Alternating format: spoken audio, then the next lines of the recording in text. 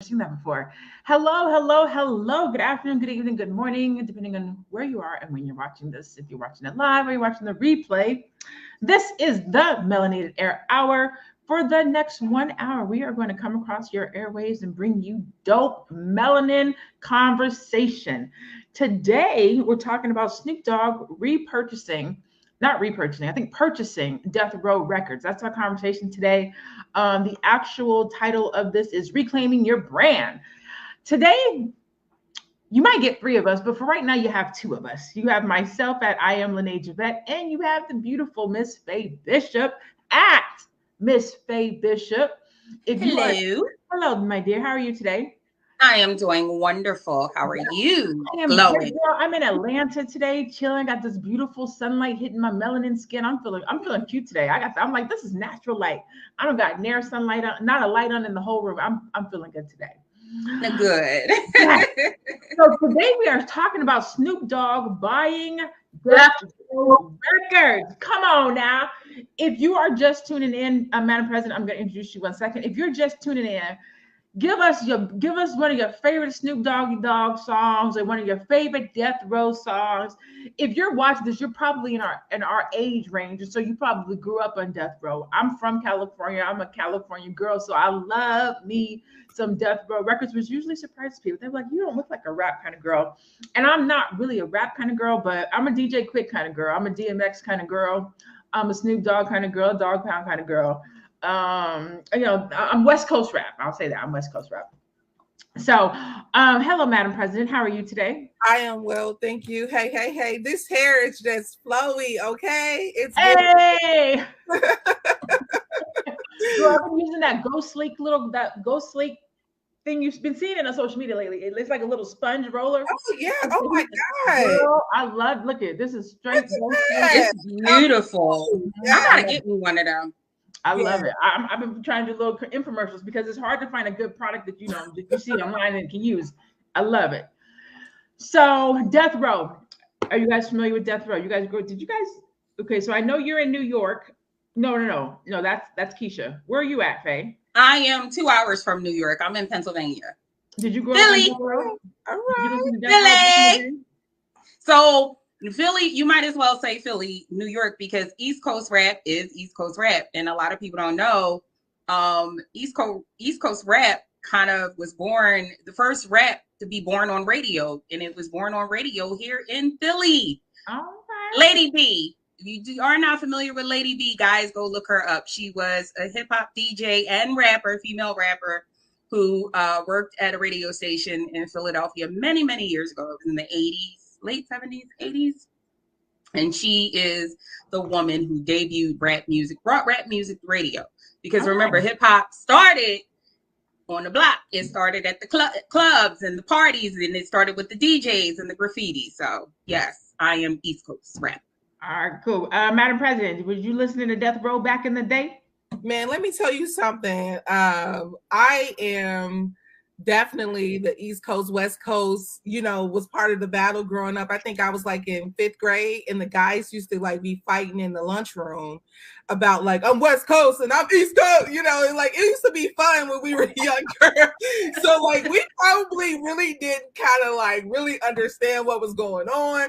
But that was our time. We was feeling it. And if you look at like the nostalgia right now, people are trying to get back to the 90s. If you look at some of the, some of the artwork that's going on, people love the 90s and what it was for the culture of, I use that word very, very tight because, Black folks and culture, that's a whole nother subject. But all that to say, yes, I'm a part of that rap gang, and I love the music that was coming out of it, even though Maya Angelou then was like, calling them ladies bees and stuff. Mm-hmm. We still used to turn it up.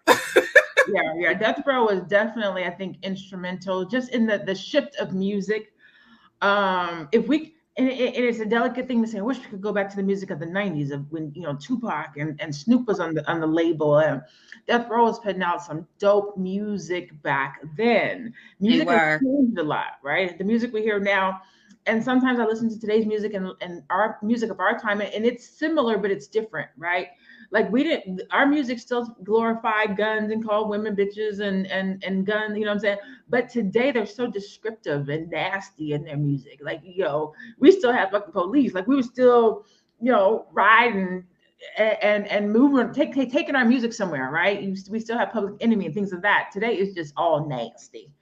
It's all nasty music today. So Death Row is now owned by Snoop Dogg. Here for a fun fact, I don't know if you guys knew this. I did not know this before I read this, but Death Row was actually founded by Dr. Dre, Suge Knight, the DOC, and Dick Griffey in 1991. I did not know that the DOC was a founder of Death Row.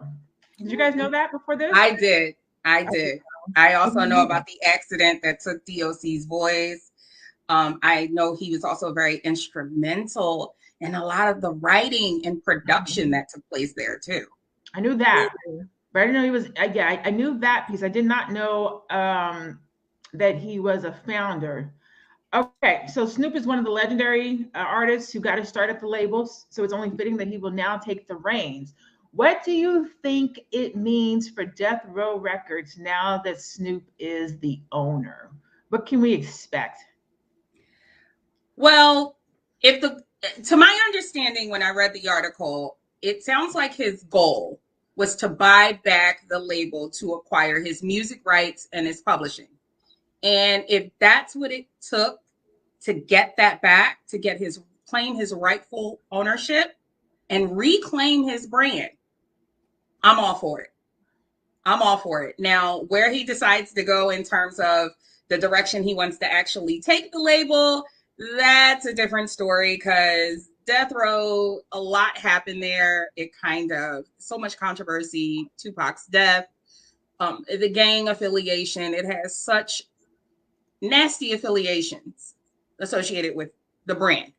Mm-hmm. So it's going to be interesting to see what he does with that part of it. But I am very proud of him for this move, because a lot of artists signed to those nasty 360 deals. And I know that is something that Snoop did. And he wanted to get his rights back, his publishing backs, and he was able, in addition to his own, acquire the rights, music rights and publishing of other artists on Death Row. And it's a celebration for music right now, considering what it is he did. Elias Savastano, I hope I didn't butcher your name, said, West Side, I'm with you. I would throw my dub right now. So it's a little bit raggedy. So here we go again. Because I'm from California, so I believe in the West Side. You brought up a good point on reclaiming his brand, Faye. Do you think that the Death Row brand can be, I don't know if refurbished is the right word. I don't know if made clean is the right word, but what do we think about for Death Row branding going forward? Music is not dealt with and handled the way it was when Suge was running Death Row. And to your point, Death Row got a very gangster-ish rep back in those days. And since business is not handled that way, what do you think about the brand of Death Row going forward? I say salvage. Thank you, Jerry. Salvage. Look at y'all. Come through, Jerry. Can it be salvaged? Yeah.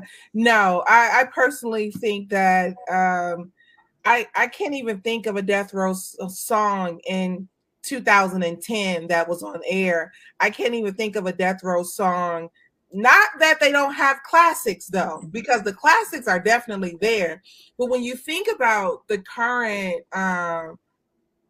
industry, a lot of these artists that are on the radio or who've grown to be very popular, according to what I understand, they have about 4 different companies that's over their management and 4 different companies that they're paying out to, which means this stuff requires money. This is a lot of money. And so when I think about Snoop Dogg, him being, I would say, one of the fathers of music, one of the fathers of the hip hop, West Coast rap. Mm-hmm.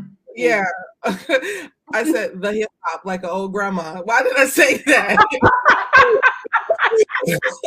I'm tripping. But being a godfather of hip hop, I will say that I just personally don't know when the last time he had a hit that we were bumping on the radio. Like think about this. When were you at a setting and you was like, hey, I got some Snoop Dogg, you know?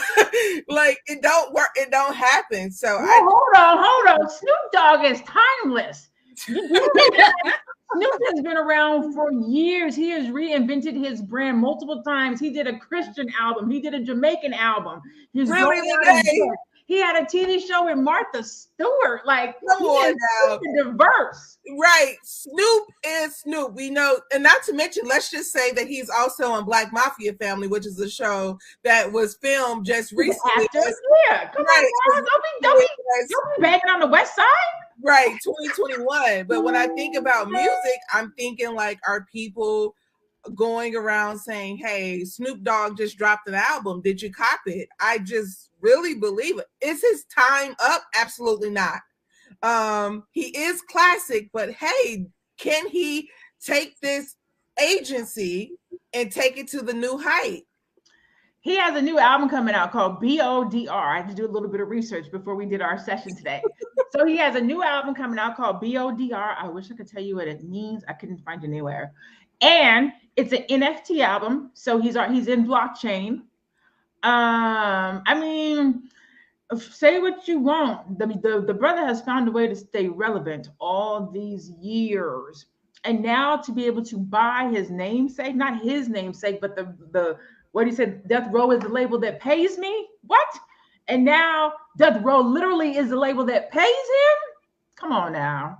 I feel like as an overall investment, though, he's going to take more money than he's going to get back from this, from the startup. I'm looking at this as a true startup situation. It's not a startup because it's already a brand. Listen, if hypothetically speaking, if Death Row finds The Game, Kendrick Lamar, and any other super hot LA rap artist, it's over. And look what I wrote on my page. If they bring Dre back to do the beats, the rap game is done. The West Coast is back. We're gonna kill everybody. That I agree. I could see where that would go, but and it sounds great in theory, but how would that translate into practice? Especially when you think about where the music industry is today and how a lot of artists have transitioned out of signing deals, label deals, and moving the more independent route so that they can actually keep more of their royalties and keep more of their own money. You know, what soured, I feel, the entertainment industry was the 360 deal. And if for those who don't know what a 360 deal is, it is something that Snoop Dogg himself actually signed with Death Row Records when he first signed to the label. And mind you, he was only 20 or 21 years old, I believe, when he signed to Death Row. So like most artists who don't understand the music business, he admitted that he had no rights or understanding of publishing, what points on an album meant, ownership, or any of that. And again, for those who aren't aware of what a 360 deal is, it's when a record company agrees to provide financial support for an artist. It includes advance money, as well as support for your marketing, your promotion, your touring, your merchandising, and all other areas. So it's like a loan, so to speak, that you agree to with the label, and in turn, you agree to give them a certain percentage of your overall money acquired from these revenue streams.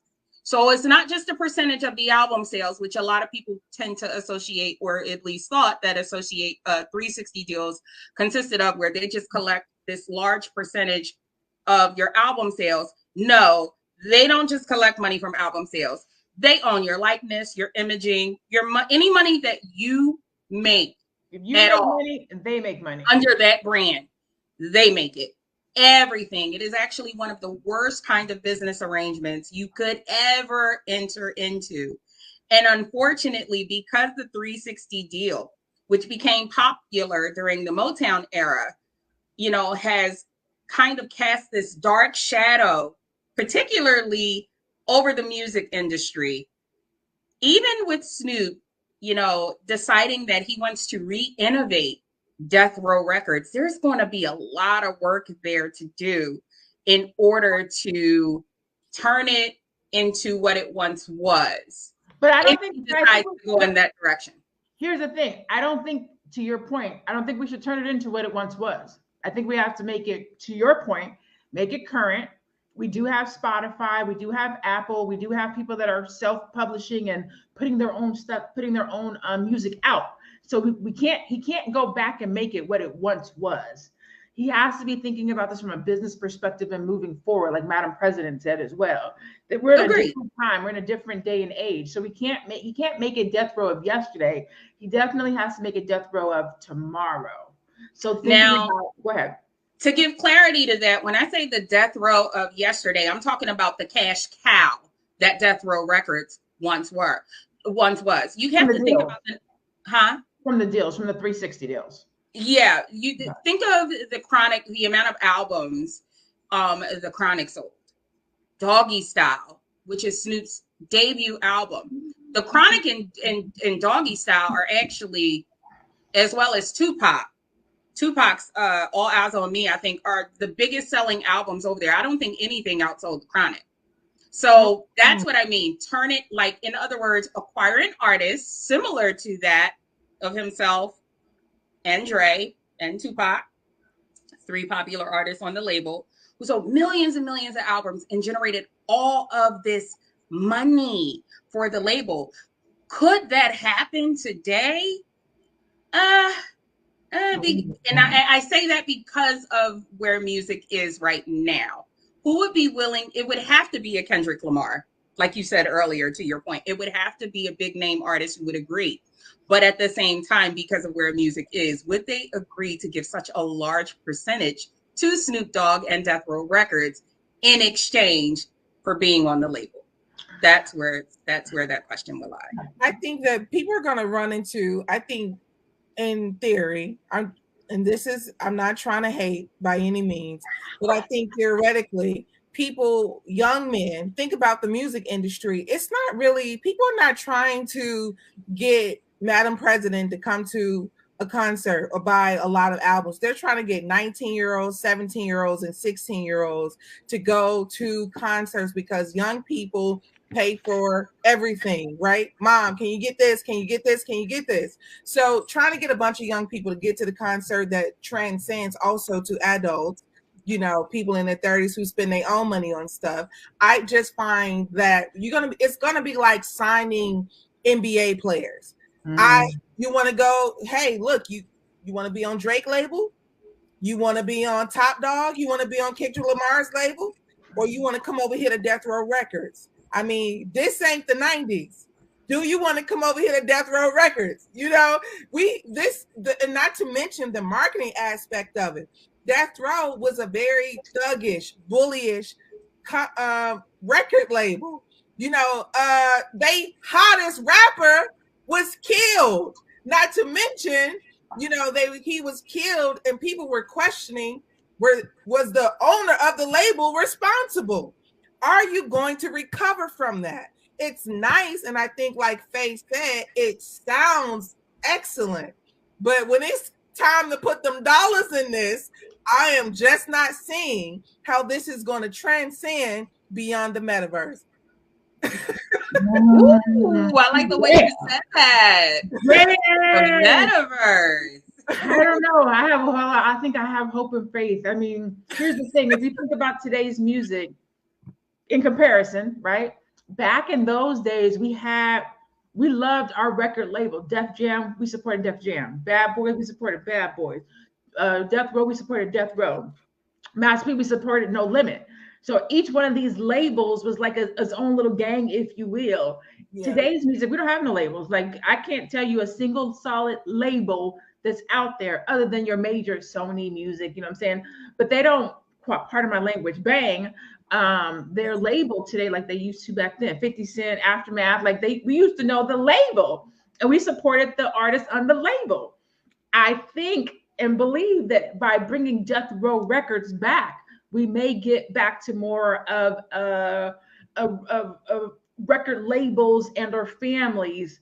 But if we do that, we can't go back to 360 deals. And my thought would be that because Snoop Dogg has lived through that era and had that experience, and now that he has his namesake back, that he would be more cognitive of that. Not just that, but the fact that music is different. You really can't do a 360 deal because somebody could just go out and do their own record. Also, here, let me ask you this, Lene and Faye. Do you think that it's not within the best benefit to, like, this label is not gonna reach out to artists and say, hey, let me teach you how to be an independent artist. We always talk about this even behind the chat, is being fair in business does not make you a whole bunch of money. So this is not going to be some kind of revolutionary business module. I can imagine this is going to have to be lucrative. Now, let's talk about Snoop Dogg's and his businesses. How many businesses does Snoop Dogg have that he has successfully ran and been a part of? That's a good question. I do know he had the football team, the junior football team that his son played for. He had that for almost 10 years. I forget what league it was. I can actually look it up right now. In terms of other businesses, I'm honestly can't say that I'm familiar. I'm not. Okay. So according to this, it says Snoop Dogg's net worth is about 150 million. So he's a little bit wealthier than I initially had suspected. What are Snoop Dogg's investments? So the Dogg father, otherwise known as Calvin Broadus, is co-founder of LA-based VC fund Casa Verde. The firm is today announcing its first investment into continental Europe, their first investment in Europe. So he has some business ventures that we're not aware of. He has the wine. I know he has the wine out right now. Movies. I want us to be careful when we go off of estimated net worth online. I always tell people that be careful with that, because that information is based on brand. Not your actual net worth. It's not information that's collected from a tax sheet. It's information that's based on what it is your brand is technically would be worth. Yeah, they're usually wrong. Yeah, they are always dead wrong. I forget what artist it was. It was an Atlanta artist who said that Forbes had him worth $10 million. And he was like, where the heck did they get that from? The one from Love and Hip Hop Atlanta. The one that says, it's going down. He had like one hit that was really popular. I forget his name. He said that he was like, where the hell did they get that figure from? I didn't have that kind of money. He said, I had money, but it wasn't that. So just everybody, I say that to the audience, because when you hear that estimated, just keep in mind it's an estimate. It's not based on an actual figure. I always like to look just to get an idea, like, okay, but based on who they are, I will either reduce or increase based on, I'm like, what did they say this is from? Oh, no. Okay, that is less than that. Or I'll be like, oh, they didn't account for this or this or this. It's definitely more than that. But that's just a little Google look. So, but it's a good question. This is a great discussion, because it does make you wonder what would be next in terms of not just for Snoop, but what it is he intends to do with this brand, because we are definitely in a different kind of era. Music is different. Everything is different. And one of the things I found interesting is that Lene said that he is releasing an album as an NFT. So maybe he could go in that direction, because I just don't see this coming back as a traditional label. I don't.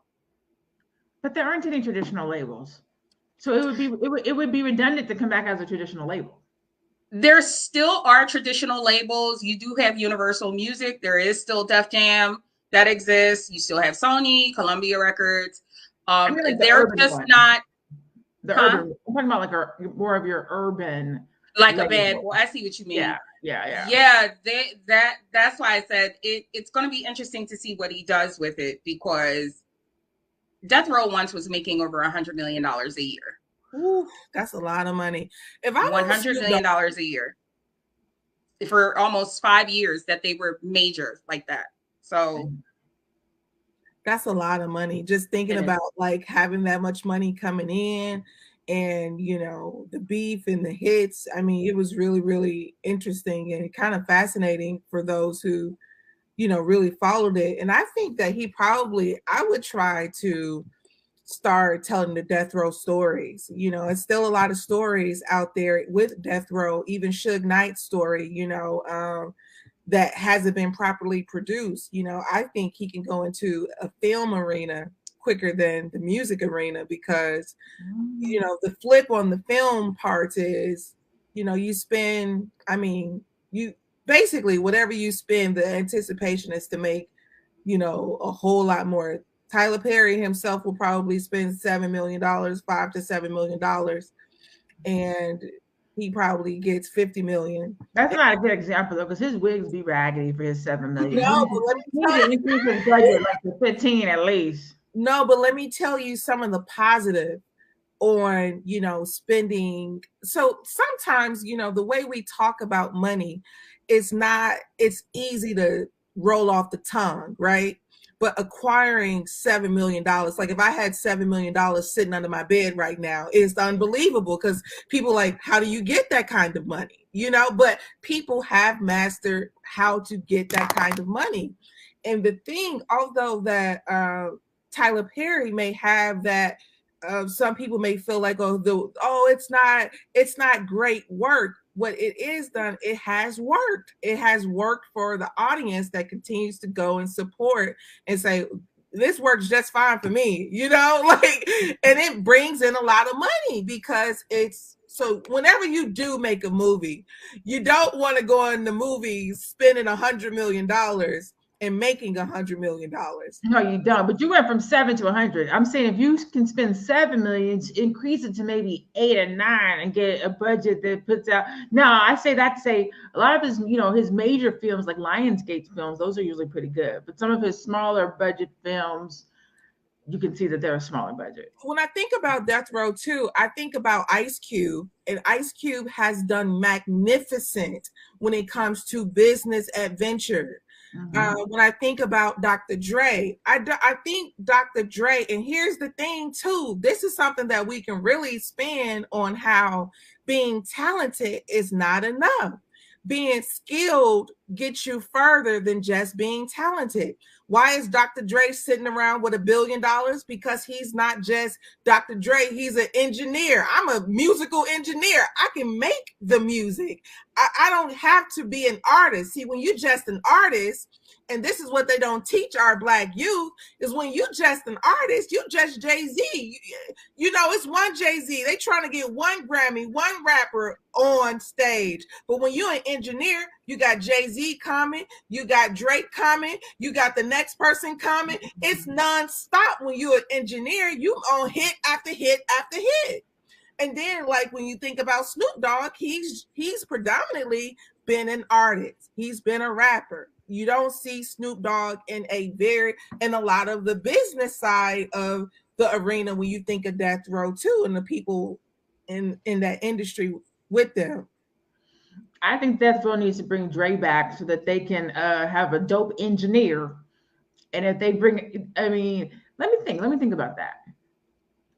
When Dre was there, he was the engineer for The Chronic, and for the first 2 or 3 albums, he was Tupac's, etc. When Dre left, that's when Death Row started falling apart a little bit. It did, because Dre outed the fact that they were being signed to very bad deals.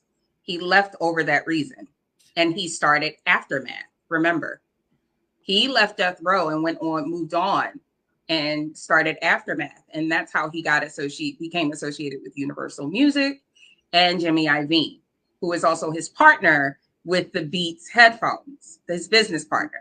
So, and that's been a great relationship that's been incredibly lucrative for Dr. Dre. But you're right, when Dr. Dre left, that is exactly, it started the collapse. It was like the beginning of the end. I know that Snoop, after Tupac's death, Snoop wanted out. He admitted that. He wanted to do away with the beefs. He wanted to make nice with Bad Boy Records and Diddy. And Suge just was not having it. And it was Master P who stepped in. And Master P not only stepped in, But Master P taught him the business end. He taught Snoop the business end. He moved him to New Orleans. He got cars and a home that was actually put in Snoop's name, because Snoop admitted a lot of what was going on, a lot of the cars, and this is the biggest mistake a lot of people tend to make when they see a lot of rap stars. They see the cars, they see the jewelry, they see the $1 million homes. That's not necessarily items that are in the artist's name. A lot of times it is in the name of the record label. This is part of that 360 deal. They front all of that for you, you know, hoping that you're going to be this basically Nike or Adidas or Coca-Cola kind of brand for the label that's going to generate a lot of money, that's going to return the money that they was able to front in order for you to do that. And Snoop put it out there that nothing was in his name. Nothing. So it was Master P that helped to get Snoop out of that contract and help. And at that point, Tupac was dead. Dre is gone. That was the end of it. Yeah. At that point, I think Snoop was on his way to jail for the first time. First time he went to jail. Well, listening to you talk, those 360 deals are crazy, because if the label owns the car, right? So that's their investment. You drive the car, it's still theirs. They sell it, they get the money. They probably charge you a percentage to drive the car because you don't have one. So not only do we own the car, we're going to charge you to drive the car. The car still belongs to us. We're going to resell it, get the money back for the car. You just be out. You just out in them deals. You are. And the best way to make sure, because that even happens now. And this is, I believe, in a previous conversation we had on this platform just a week ago when we talked about contracts, understanding the business end of it. You know, the best way to make sure that this doesn't happen to you or anyone you know is to protect your brand and your business with copyright, understanding what publishing is, understanding points, the point system. I mean, it's YouTube, all of that. They collect, a lot of people don't know this. And again, back to the contract and the royalties and the publishing. Did you all know that YouTube collects a percentage of super chats? That money doesn't always go directly to said person that you're donating it to online. YouTube collects their percent and the content creator collects their percent. So although it's not the 360 deal, these platforms are still operating in a fashion where they're going to get theirs. Yeah. You're going to get them some money. Even GoFundMe. GoFundMe collects a percentage. You get a percentage of your donations. Yeah. Anything that you make a payment to, if you guys are paying somebody, they get a percentage. PayPal, unless it's like a PayPal, unless you say it's friends and family, that platform is getting a percentage. Doesn't matter what it is, that platform is going to get a percentage. So within that being said, for Dre to acquire it back, again, if he felt he needed to do this to get his royalties and all of that, I'm all for it. But I think the music business is different because everything's not the same anymore. And the direction that music is going in, especially since everything is so digitized and we're in the metaverse now, this is going to be interesting to see what happens. But the best way to make sure none of that kind of stuff happens to you is to protect your rights, protect your brand, and protect your business. Yeah.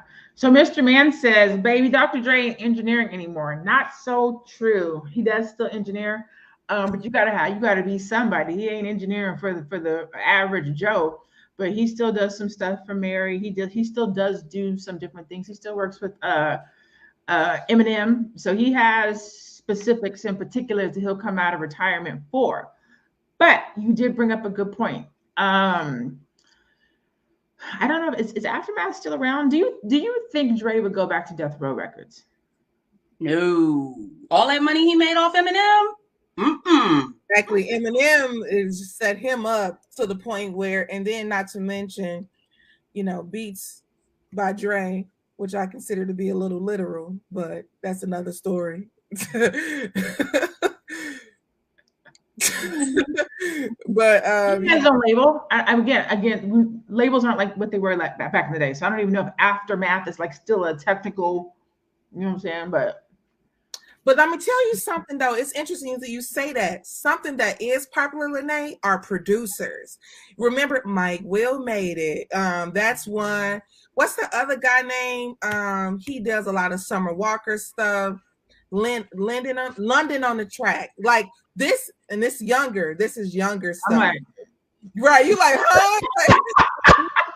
These aren't labels, but these are producers. So now the producers are kind of like the wave. So producers are really in the industry making a big old thing.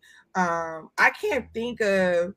You remember back in the day, Just Blaze, he used to be on there. I don't know Switz Beats' thing, and I don't know I know Neptunes may have a thing. I can't remember, but is DJ Khaled a producer? Yes, he is. Okay, so that's okay. Now I know the language. Okay, thank you. I'm with you. Young John was a producer too, wasn't he? Wasn't he? Or was he just a DJ? Young John. Lil John. Ooh, Lil John. Somebody said we aging ourselves. Somebody think y'all aging us, making us sound like we in our 70s. When you say Young John, that's what you just did to us, Faye. Young John. It's so many Lils and Youngs. Oh God. Right. Yeah. I just showed my age with that one. The says Swizz Beats uses It's Showtime. Okay. Good to know. Yes. But yeah, producers are kind of stepping in and becoming the ish these days. I don't know why I pick and choose what customers I'm gonna use, the ish. But yeah, producers are, I guess that's how music goes. Sometimes it's the label, and then it goes from the label to the artist. Now it's going from the artist to the producer. Like the producer is the hot stuff, DJ Khaled. And another one. Yep, yeah, that's how it goes. But it's all going to circle back. It's going to circle back because I know some people are just real big music junkies. So one of my friends who is a big music junkie, and she is such a junkie where it's literally beyond just music. She got to know who wrote it, who produced it, where they did it at, like all of that, right? And so she talks about Top Dog a lot because she says a lot of her favorite artists are a part of Top Dog, which is Kendrick Lamar, SZA, and even if I had other names, you wouldn't know who they were. So it's like all of those people are under Top Dog, which has a niche, or niche, I should say. But I think that's what it is. It's gonna come back around though. It's gonna flip again. I want music to flip. I just want music overall to flip. I want music to flip. Today's music is nasty. Where is the love music? And here's the thing. I know Death Row is not going to bring back the love music. You know what I'm saying? What if they did Death Row Soul? And what if that Death Row came out with all soul music? I want music to be like where is today's Luther Vandross? Where is today's Whitney Houston? Where is today's Gap Band or just Keith Sweat or just Jodeci? Like, where is today's music? Like soul music, like something makes you feel good, make love. Like everything is so raunchy and hard and aggressive and straightforward. There's no romance. I literally have a playlist of stuff that predates 2010. I don't even know today's music. This is so bad. It's not just you. I'm on that same boat, Lene. I'm gonna send you some stuff because I like Giveon or Jivion. I can't really. I don't know if it's Giveon, but he's really good. He got a very distinctive voice, and he sings those love songs. It's real good. I like him. I mean, you literally can just go to Apple Music and put your neo soul in and have those artists come up. But I will say that mainstream music, and this is where I fall. Mainstream music is not for everybody. But then guess what? If you're not a big music junkie, you don't go and search for new artists, right? So it's not a part, like, so we kind of just subjected to what's there, but what's playing on the radio. Exactly. And what's on the radio is a bunch of stuff that you already know we ain't getting paid off of. Like, just if you go to two different radio stations, the black radio station is heavy on drugs and sex And if you go to the white radio station, it's heavy on love and I found a boy I like and all of that stuff. But I've always, I hate to I've always found that odd. That point you just made, Madam President, why is that the case? Why is it when you go to the Black radio station, you hear drugs, sex, and murder and just destruction and basically just depressing music, and then you go to a B103 or in Philly it is, or Easy 101, something with an easy listening, or even a country music station, and they're talking about love. At worst case scenario, they'll just talk about how their cat died at best, or the dog died, but it's mostly filled with love. The only uplifting music, well, it used to be uplifting with Black music, but nowadays really is gospel. Back in the day, it used to be more than gospel. You can find a good, fun song and jam out, have a jam session. That's not the case anymore. Everything is drill and trap music. It is. And then the sound is so consistent. You don't even know when the song ends because the next one sounds like the last one. And then the one after that sounds like the last one. So the thing is, when you come with like difference, the label is like, nah, we don't want that. You know, you got the same thing. We want the same thing over and over again. And then the thing that really bothers me the most is that like they take advantage, and they also did this to Snoop Dogg. And they did it to Tupac, and Tupac was just so special that he did have community and education. That's what kept him just being able to grind it out the way that he did. That's what kept him being able to articulate himself. When you think about Tupac, he had a fire. You don't meet these same artists that has a fire on the inside of them that's able to say, man, look around. I went over to I'm in DC. I go over to the White House, and this is 100 rooms in the White House, and it's 100 homeless people sleeping around it. That seems like a problem in America. That's what Young Fire had you about. But it's like now it's not like that. But at the same time, these young boys, they're not educating themselves in any capacity. And it's like, I feel like the music industry exploit the trauma that white supremacy puts on Black folks in the first place. So here you go, have our young boys in these environments, because the disbursement of educational funds ain't proper. So the young Black men in just from an educational standpoint, they ain't in the same educational environment as young white boys like Justin Bieber when he was of a certain age. So then we go out, and what you want to do? You want to do music. You want to write about this pain. Kanye West, college dropout. I'm going to write about this pain, right? Now, it's the same pain that I'm going to go out and fall in love with. It's the same pain that I'm going to go out and make a whole lot of money for. It's like, I don't mean to be deep, but it's a lot that's tied to our music. It's tied to the way that we live. It's not just people out here making bad songs, people out here living like this. And that's where the issue comes. So I agree with you. I'm going to say I agree with you, and then I'm going to put a period, and then I'm going to start a new sentence. Okay. So I agree with you. And I don't want to say however, and that's why I wanted to put a period. So I don't know how to make this transition. Yet that's not all the situations. Cardi B's music, Megan's music, somebody is sitting in a lab putting that crap together. They haven't had all of those experiences. So some of that, to your point, I think that's how we got here, right? With NWA, they were literally rapping about their experiences. Mm-hmm. Public Enemy, they were literally rapping about their experiences. That's how we got here, right? Those weren't their experiences. And that's another thing we need to highlight. Well, in LA, Ice Cube was a college student. NWA, those things were happening on the streets of LA. What they were talking about what that stuff was actually happening on the streets in LA. So they were rapping about the things they were seeing. Was all of it real? Dope Boy did it? Maybe not. But those are things. The thing is, people were able to relate to it because that was the life that they were living, and that's what they were seeing. They were seeing Tupac's song. I think it was "Dear Mama." or it might be that's not the one. I'm thinking of another one with the girl was doing drugs. I can't think of the song. Brenda had a baby. Yeah, like that's what people were experiencing. That stuff was really happening. Today's music, when you're listening to it, if we use that same frame, and they're glorifying Percocets and they're glorifying Molly's because of those glorifications, you basically have life imitating art. So now you have we have our kids out here doing Molly's because they think it's cool because the rappers are doing it.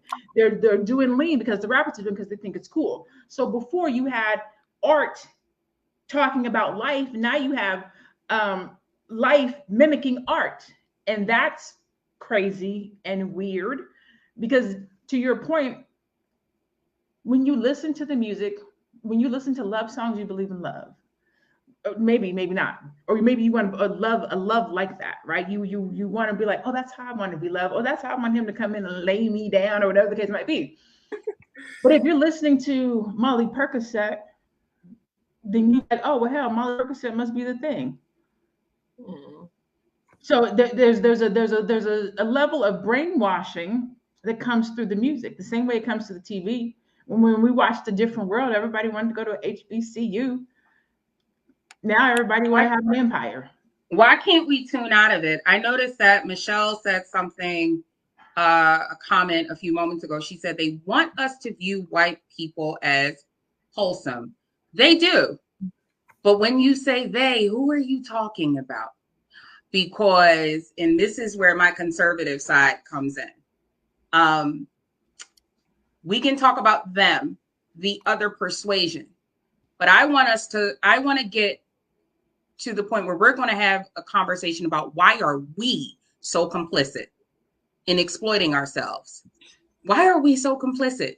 They want us to view white people as wholesome. Why aren't we viewing black? Why are we complicit in allowing them to exploit us as being, hopeless, drug addicts, prostitutes, hookers, and whores, and all of that? Why are we okay with that? Because I'm going to tell you something that I've known just as a former world traveler. Most of the people all over the world, not just in the US, not just in the outer islands, but all over the world, they tend to get their ideas about Black people. They shape their opinions about Black people, especially westernized Black people, from entertainment and music. They get it from TV and music. Mm-hmm. We know that that's not how we are. We know who we really are and who we are at our core and at our roots as a people. But over in India, China, parts of Africa, I mean, you have even them who tend to look down at westernized Black folks because of what they see on TV and what they get, the messages that are coming out of the music. So we need to get to a point where, yes, we can talk about they and them all day long, but we need to reach the point where we are not so complicit anymore. For an example, I like Rihanna, right? I love her music. I don't want to be a pop singer. I don't want to be Rihanna. I don't want tattoos all over my body. I don't even have a tattoo. I don't want that. I don't want to live like Cardi B. I don't want to be Cardi B. I don't listen to Cardi B's music. I don't listen to me. I don't even go near it. I refuse to. Somebody could offer me $1 billion today. I wouldn't go near it. But there are people that would. There's that complicit part. We need to get to a point where we're not being complicit anymore, because there's something that came out in the news recently, and I'm noticing we're quiet about it. And I have just one word, and Lene and I was talking about it before this broadcast started: crack pipes. Yeah. Crack pipes. Now, we know ain't nobody smoking no crack. We not. Not one thing. Not to the degree that was done in the 80s. But this is what they're doing. This is what they want to distribute and push to us. Why are we so quiet? It's almost as if we're like, okay, well. You know what? I think that's okay. You make a great point.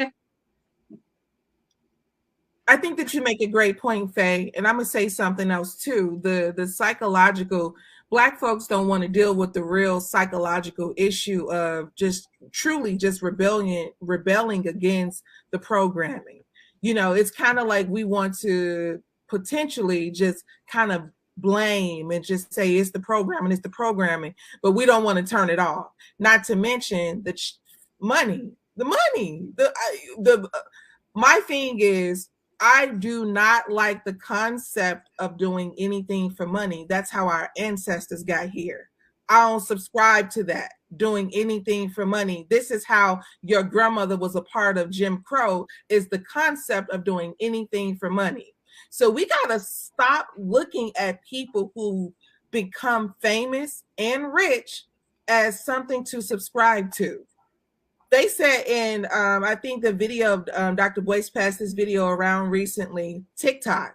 In China, TikTok, you don't get rewarded in TikTok in the algorithm for dancing. You get rewarded through their algorithm for being for teaching, engineer topics, for teaching, things that's going to be constructive to their environment. But in ours, they give us reward for everything that is destructive. So I just really believe it requires a lot of work. Like even for us to speak on just also to just being fully transparent with the people here, even for us to come and do business conversation, like this is effort. Like it was almost so easy to subscribe to the gossip and what's going on in the world. But for us to come and gather and say like, no, what this is going to be business conversation, that required intentionality, because it's not easy trying to rebel against what's considered to be a norm. You microphone drop there. You actually made a really good point, because it's always easier to do the norm, right? Speaking about melanated air, there is a lot of gossip talk shows or gossip podcasts or entertainment podcasts, and those are very easy to do. You get very high ratings. But to come and have an intellectual conversation about melanin things that are happening in the world from a business perspective, we do try to keep things edgy. Today we're talking about business, but we're talking about business from the perspective of death row, and we talk about things that are lifestyle, that are business, but there are conversations that most people aren't having from this perspective. And that does take a level of stepping out of the box. And it's difficult. And everybody doesn't want to do it because it goes against the grain. You have to work harder to go against the grain. You do. You don't get as much praise when you go against the grain. Your bag is not as big when you go against the grain, because what we're calling the grain is really the machine. It's really the propaganda. Mm-hmm. It's really what they want you to take and accept. And when you go against what they want, Faye, when you go against what the machine, the world, social media, the government, the whatever you want to call it, when you go against that, people don't understand. Like, why would you do that? Why would you fight? Why would you want to be different? Why do you want to do something different? Because we can't all, the blind is leading the blind. Most times in a day-to-day, yeah. The blind is leading the blind. We just blindly following. And if we don't have individuals that stand up and say, "Hey, hold on, maybe this is not the right way." Maybe did anybody check upstairs? Did anybody check the back road? Somebody has to say that. Are we just gonna all keep following the machine? Don't tell Faye I said they. We're gonna keep following them, and that has never gotten us anywhere good. That has never produced a good result. So we have to have individuals that say, hold on a second, this is not right. I hope and pray. My hope and prayer is that death row will do that. I hope and pray that Snoop has been in his career long enough. He has seen enough things and he has experienced enough things that he will say, this is not going to be the death row of yesterday. Let me build something better. Let me build something different. Let me build something new. That's my hope and prayer. Now, whether or not he does that, I don't know. But it is time for somebody to say, not on my watch. It's time for somebody to say, I'm not going to do this shit like they did it yesterday. I'm not going to go with what's cool and what's normal. I'm not going to follow the machine. Somebody has to say, We need to take our music back. We need to take our voice back. We need to take our youth back. I hope he says that. He has always been in some type of volunteer. He takes the youth seriously. He goes hard in the paint for his boys and his football team. I hope that he looks at taking Death Row back as a legacy move, and that he subscribes to his legacy being better than Suge Knight's legacy, and that he changes music. Between him, maybe Diddy, Jay-Z, maybe, like, they have an opportunity to take music back. They have been in their business and their careers long enough to say, hey, let's do something different. Music doesn't have to be ran and owned by these major corporations when we have YouTube, which is some of the reason why I think our music is all jacked up, is because we don't have MTV Music or 106 in Park, where stuff had to be, there was the music police, right? It couldn't get on TV if it was overly sexualized. It couldn't get on TV if it had cuss words. It couldn't get on TV if it showed, you know what I'm saying? WAP couldn't be on TV on 106 in Park. That's true, right? But because now we can just throw this stuff out any old kind of way. There's no police. They're just throwing anything in front of our youth and in front of our kids. But if we had better producers and better management and better record companies who thought about us, and when I say us, our people, our community, our children first, music could be better. Imagery could be better. Sounds could be better. Propaganda could be better. I agree. And I think one of the biggest issues is that they do not allow the like, I feel like there's so many other good artists that don't get the mainstream help. So like, if you're a good neo soul artist, think about it. Like, we got like Erykah Badu, Lauryn Hill, and now we got more artists now, but there are so many quality artists that can't get a good record deal. And it's because they're not talking about the vagina, or they're not willing to expose their breasts. But that shouldn't even be the standard or option to get a good record deal. And this is one of the reasons that it's just so problematic. We should really explore how the music industry has been such a thief of Black excellence and money since its existence. When you think about every single Black artist started in music, that even Billie Holiday had a struggle with drugs while she was singing Strange Fruit, seeing her brothers and sisters be hung from a tree. And then if you fast forward to today, this is the music that we have. And then if you go into Motown, all of these men, what did they do? Alcoholism, drugs, attacks, money issues, exploitation from the company, being everything. Sam Cooke killed. His lawyer took all his money. Like, when I tell you, the record industry, let my people go, you know what I'm saying? Like, you got to come to these folks like Moses, because they straight up got our brothers and sisters straight captive from this industry since the beginning of time, though. And it's kind of crazy. Lene, if you think about the 60s, the only people that really survived this industry are those who had some community support. Think about Aretha Franklin. Aretha Franklin said she used to roll up, pay me in cash. I ain't waiting. That's number one. Number two, I'm the queen of soul.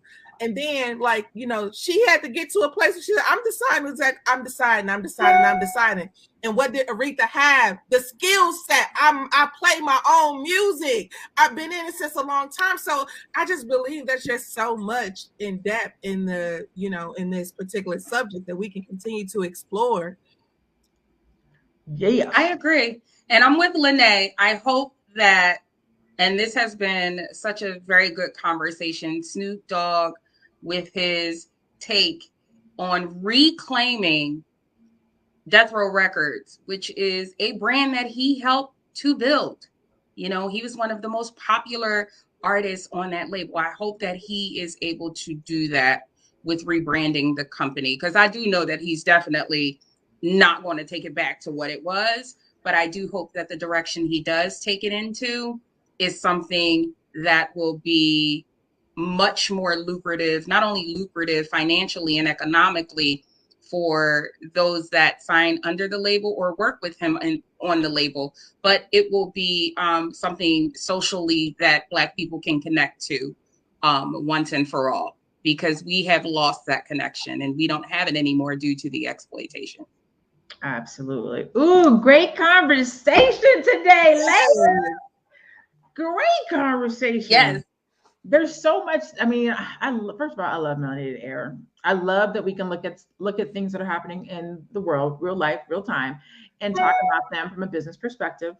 But with our own spin, right? Like, these things are happening in the world. I have no idea who else or what else is being talked about. But Snoop buying Death Row is a major. It is. Situation. Like, it's major, right? And it deserves a conversation. And I think we did a good job of dissecting it and looking at it and bringing our own perspectives and banging West Side. You know, I'm from California. But just having really good dialogue and breaking it down. We don't always agree. Sometimes we have different views and opinions and stuff, which I like, because sometimes you guys force me to think about things in a different way. You know what I'm saying? And sometimes Me too. And so I love that about this conversation. Before we go, like I always do, I like to go around and do a recap and just let everybody do their final thoughts. But before I do that, please make sure that you go like and support Melanated Air. If you found this conversation to be beneficial or exciting or entertaining or knowledgeable, you can definitely go and find and love and support each one of us individually. You can find me on social media at I am Lene Javette. That's my handle. You can find Madam President at the #1, Madam President with a Z. You can find Faye Bishop at Miss Faye Bishop. And you can also find Melanated Air at Melanated Air. We are on social media. You definitely go follow us on YouTube if you get a chance. And we're here every Tuesday and Thursday at 2:00 p.m. Eastern-ish. We're doing better with our CPT time. So we're always online at 2, but sometimes we're meeting with each other, getting caught up. We only see each other two times a week. But yeah, make sure you go like us, follow us, and support us. Final thoughts, Madam President. Hey, look, in the words of Tupac, you know, I remember Marvin Gaye used to sing to me, had me feeling like Black was the thing to be. I just say good luck to Snoop and, you know, Death Row Records, whatever they produce. I hope that they have what is inside of them to make a change in the industry and to the youth that will come after him. Yes. Amen to that. I just want to say I am actually very proud of Snoop for being able to reclaim his brand. Salute to that brother. And I just want to say to all of the content creators and small business owners, always keep in mind that your obligation to your business extends well beyond the 8 to 12-hour workday. Your responsibilities as a brand isn't just to get up on social media and declare it. You have to get it in writing. You have to protect your rights. You have to protect your content. You have to protect your publishing, because Snoop got the opportunity to come back and buy back what was rightfully his. The average person does not get that opportunity. So to avoid that, definitely protect your neck. As they would say, I'm an East Coast girl, protect your neck, the Wu-Tang. Make sure your business is straight so you don't lose out. Mm-hmm. And that's my final thought. Boom. Basically, she said, get your shit right from the beginning. Everybody don't have that opportunity to come back and buy back their brand. Mm-hmm. That's fantastic that he was able to do that.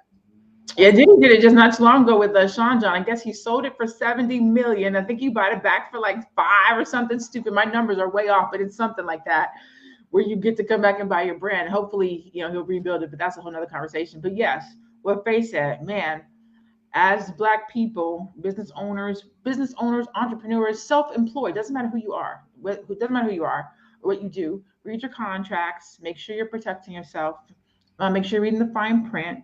Make sure that you don't have to come back. Get everything set up correctly the first time. Again, whether that's you are an employee going into a job, and this is a whole different conversation, but I have a client who literally started her business because of something that happened at her job. She created this process at her job.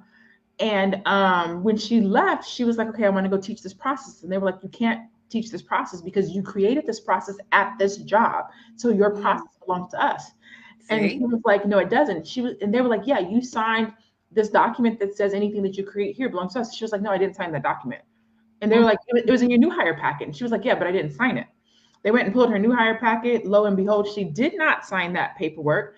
And so when she left her job, they had to rehire her as a contract to keep teaching the program that she created there. And they were her first customer. Woo! That's a power story right there, Lene. Yes. Yeah. Yes. So even for employment, read your contracts, see what you're signing, depending on the type of position that you have, because a lot of these employers say if you create something while you're working for them, that it belongs to them. So you can actually give away your intellectual property in a new hire contract, just signing away your stuff. And then you want to leave and take what you've learned there to go apply it someplace else in your own business. And you can't because it doesn't belong to you. So always read your contract. Doesn't matter if you're an entrepreneur or you're not an entrepreneur. If you are signing your name, read it. Okay.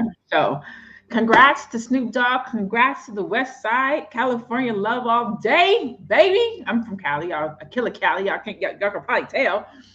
This has been a great episode of the Melanated Air Hour. Again, we are here every Tuesday and Thursday, 2:00 p.m. Eastern if you want to catch us live, but you can always go back and watch our replays on Melanated Air and follow us on social media. Today is Thursday, so this is our last show for this week, but you can catch us back here on Tuesday of next week. Again, there's anywhere from 3 to 5 of us. Today you have myself. I am Lene Javette. You have Madam President at One Madam President. You have Faye Bishop at Miss Faye Bishop. We are missing Teddy Ewing and Keisha Ravenel this week, but you will always get between 2 to 5 of us on any given Tuesday or Thursday. And it will always be one of our faces. Yes. Yes. You will always see melanin on Melanated Air. All right, you guys, as always, have a great rest of your day. Continue to be Black, stay blessed, and be one. Be one.